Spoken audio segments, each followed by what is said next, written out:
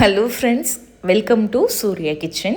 இன்றைக்கி இந்த வீடியோவில் ஆடி மாதம் ஸ்பெஷல் ரெசிபியாக வீட்டில் இருக்கக்கூடிய ரொம்ப எளிமையான பொருட்களை வச்சு ரொம்ப ஈஸியான முறையில் குக்கரில் சட்டுன்னு ஹெல்த்தியாக சூப்பராக நல்ல டேஸ்டியான ஒரு ஸ்வீட் ரெசிபி எப்படி செய்கிறதுன்னு தாங்க பார்க்க போகிறோம்.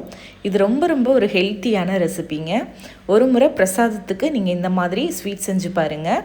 இதுக்கு முதல்ல அடுப்பில் ஒரு குக்கர் வச்சுட்டு இதில் அரை கப் அளவுக்கு பாசிப்பருப்பு சேர்த்துக்கோங்க. மெஷரிங் கப்பில் அரை கப் எடுத்திருக்கேன். இது கரெக்டாக 100 கிராம் அளவுக்கு பருப்பு இருக்கும். இப்போ இந்த பாசிப்பருப்பை அடுப்பை மீடியம் ஃப்ளேமில் வச்சு ஒரு 2லேருந்து 3 நிமிஷத்துக்கு நல்லா தொடர்ந்து வறுத்துக்கோங்க. பருப்பு நல்லா வறுபட்டு வாசனை இந்த மாதிரி லேசாக செவந்து வரணும். இந்த அளவுக்கு வறுத்தெடுத்துக்கோங்க. இப்போ வறுத்த பாசிப்பருப்பை ஒரு பாத்திரத்தில் சேர்த்துக்கோங்க. சேர்த்துட்டு தண்ணி சேர்த்து இதை நல்லா 2 முறை கழுவி எடுத்துக்கோங்க.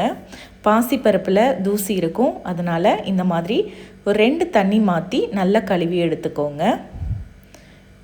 இப்போது பாசிப்பருப்பை நல்லா கழுவி எடுத்தாச்சு. இப்போ இந்த பருப்பு அப்படியே இருக்கட்டும். இப்போ பார்த்திங்கன்னா நான் மீடியம் சைஸில் 2 கேரட் எடுத்திருக்கேன். தோல் சீவிட்டு இந்த மாதிரி காய் துருவுறதில் துருவி எடுத்துக்கோங்க. இந்த கேரட் துருவல் பார்த்திங்கன்னா கரெக்டாக உங்களுக்கு ஒரு 3/4 கப் அளவுக்கு கேரட் துருவல் இருக்கணும். அந்த அளவுக்கு கேரட் எடுத்துக்கோங்க. இப்போது கேரட்டை துருவி எடுத்தாச்சு. இப்போது குக்கரில் 1 டீஸ்பூன் அளவுக்கு நெய் சேர்த்துக்கலாம்.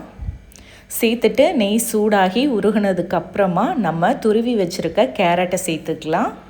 சேர்த்துட்டு அந்த நெய்யிலேயே ஒரு 2லேருந்து 3 நிமிஷத்துக்கு மிதமான தீயில் வச்சு நல்லா வறுத்துக்கோங்க. கேரட் நல்லா வறுபட்டு உங்களுக்கு லைட்டாக கலர் ஒரு எல்லோ கலராக மாறி வரும். இந்த அளவுக்கு வறுத்துக்கோங்க. இப்போது இதில் நம்ம வறுத்து கழுவி எடுத்து வச்சுருக்க பாசிப்பருப்பை சேர்த்துக்கலாம். சேர்த்துட்டு 1 கப் அளவுக்கு நல்ல கெட்டியான காய்ச்சி ஆற வச்ச பால் சேர்த்துக்கோங்க. பால் 250 ml இருக்கும். இப்போது அதே கப்பில் 1 கப் அளவுக்கு தண்ணி சேர்த்துக்கலாம். சேர்த்துட்டு இதை நல்லா கலந்து விடுங்க. கலந்து விட்டுட்டு இப்போது நம்ம குக்கர் மூடி போட்டு மூடிக்கலாம். ஒருவேளை உங்களுக்கு பால் சேர்க்க விருப்பம் இல்லைன்னா நீங்கள் பாலுக்கு பதிலாக முழுமையாக தண்ணி சேர்த்து கூட செய்யலாம். இப்போது குக்கர் மூடி போட்டு மூடிட்டு இதில் விசில் போட்டுட்டு நம்ம ஒரு 2லேருந்து 3 விசிலுக்கு மீடியம் ஃப்ளேமில் வச்சு வேக வச்சுக்கலாம். இப்போ இது 3 விசில் வரட்டும்.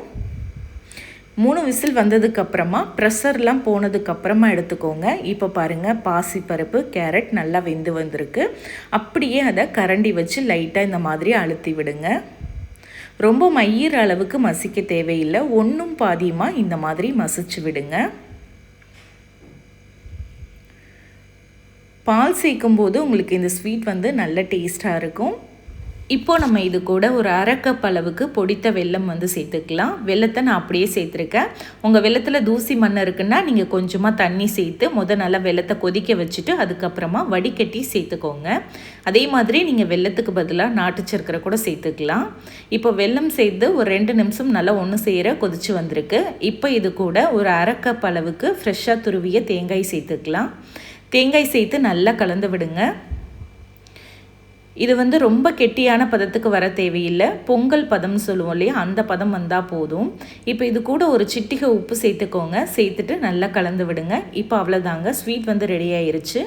இப்போ கடைசியாக நம்ம இதுக்கு ஒரு தாளிப்பு கொடுத்துடலாம். அதுக்கு ஒரு கடாயில் 2 டீஸ்பூன் நெய் சேர்த்துக்கோங்க. சேர்த்துட்டு இது கூடவே கொஞ்சமாக முந்திரி பருப்பு சேர்த்துக்கோங்க. கூடவே கொஞ்சமாக காய்ந்த திராட்சையும் சேர்த்துக்கோங்க.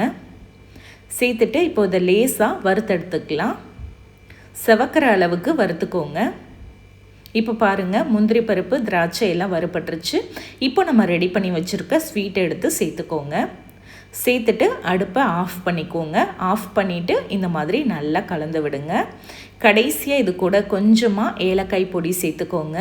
அதே மாதிரி உங்ககிட்ட பச்சை கற்பூரம் இருக்குன்னா ஒரு கடுகு அளவுக்கு சேர்த்துக்கோங்க. நல்ல கோவில் மணமாக இருக்கும். பிரசாதமாக செய்யும்போது கண்டிப்பாக பச்சை கற்பூரம் சேர்த்துக்கோங்க.